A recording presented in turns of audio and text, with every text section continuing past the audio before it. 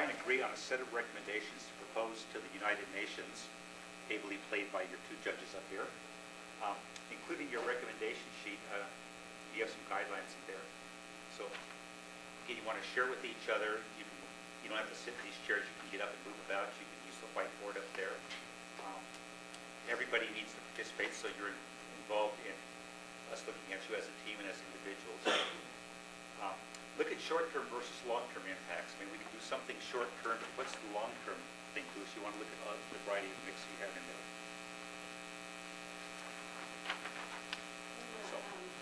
What would be best would we choose one of these short-term and then pair it with a medium or long-term? I agree. That too. Okay. Yeah.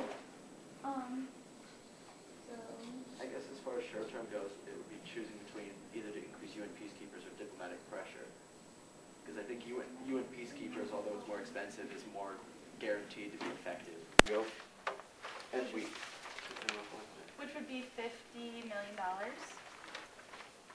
Yeah, And it's effective because. Oh, go ahead. sorry.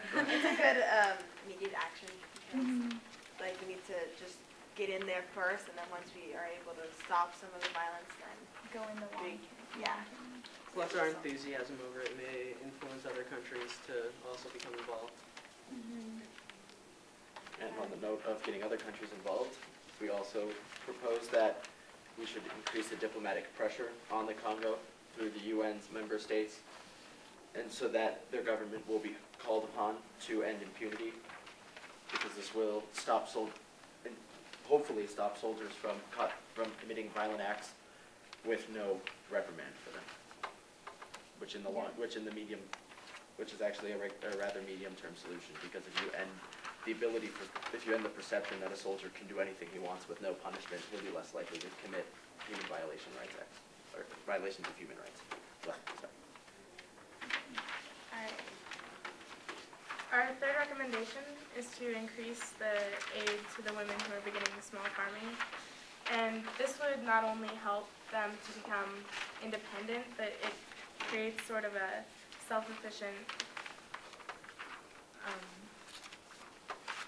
style to what we're trying to do. And if we can encourage them to take care of themselves and know how to farm and produce agriculture, then they can become very independent and successful.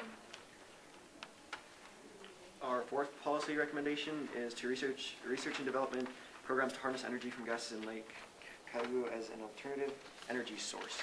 And it costs $30 million, and it could fail several times, but if we address the immediate crises first, then it could create economic stability and provide jobs for many young people. And so all those together was $95 million.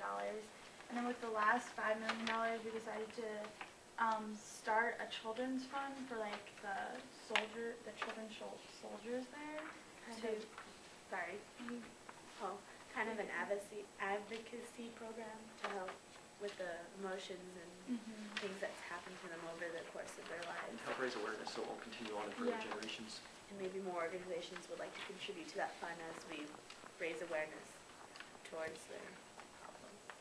Okay. And the three policies we did not recommend were option 3, option 4, and option 5.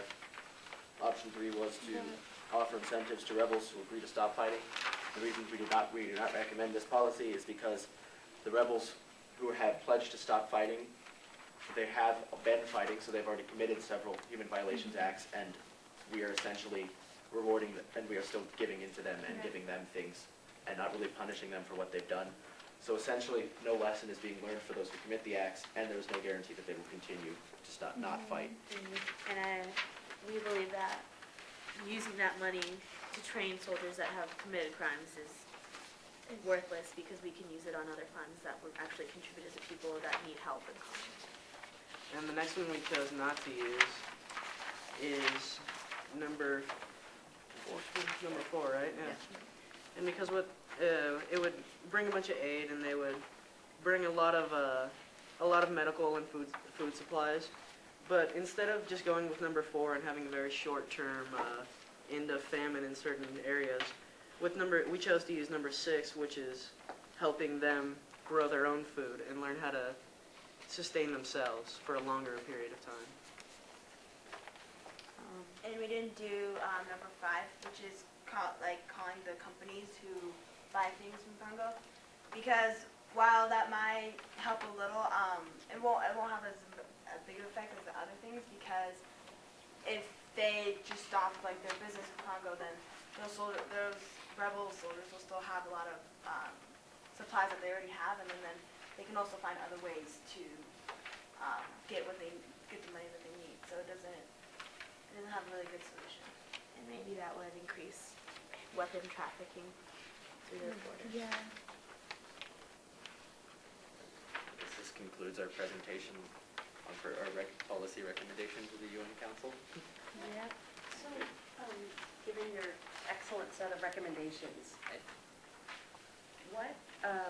given that a lot of the fighting is over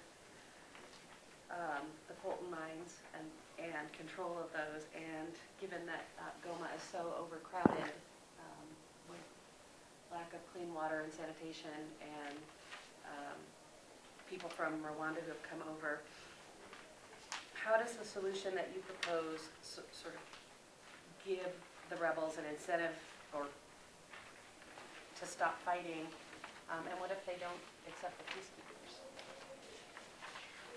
I guess it's a chance we're going to have to take as far as the peacekeepers.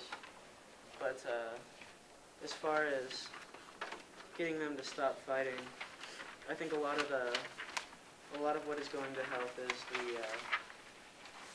the increase of diplomatic pressure, where we're trying to rid of impunity, so that the soldiers and the rebels who commit these violent actions don't just get away with it, and there's some sort of consequence to their actions. And there's always going to be a risk, obviously.